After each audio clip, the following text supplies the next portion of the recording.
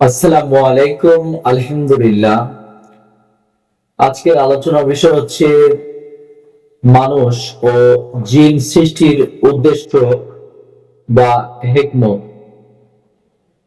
ইসলামী বিশ্বাস অনুসারে আল্লাহ তাআলা জিন ও মানুষ উভয়কেই তার ইবাদতের জন্য সৃষ্টি করেছেন। এই সৃষ্টির মূল উদ্দেশ্য হলো আল্লাহর প্রতি আনুগত্য প্রদর্শন করা এবং তার আদেশ অনুযায়ী জীবনযাপন করা।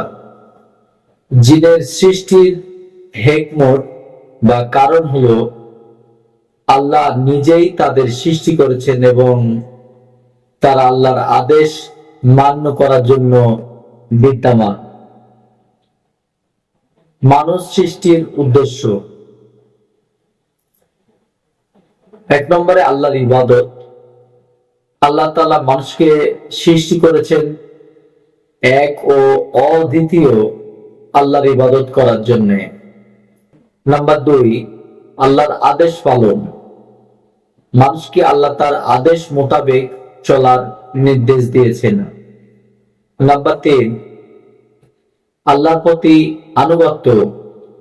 মানুষ সৃষ্টির অন্যতম উদ্দেশ্য হলো আল্লাহর প্রতি সম্পূর্ণ আনুগত্য প্রদর্শন করা।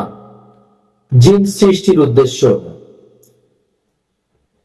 এক নম্বর আল্লাহর ইবাদত। জিনদেরও আল্লাহ তাআলা সৃষ্টি করেছেন তার ইবাদত করার জন্য।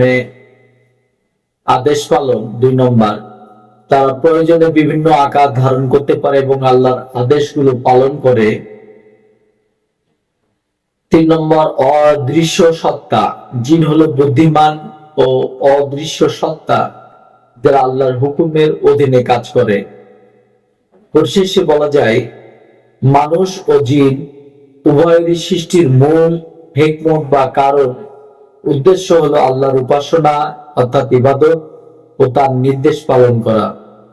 এই সৃষ্টিকে আল্লাহর প্রতি মানুষের ও জিনের আনুগত্য ও নির্ভরশীলতার একটি নিদর্শন হিসাবে দেখা হয়।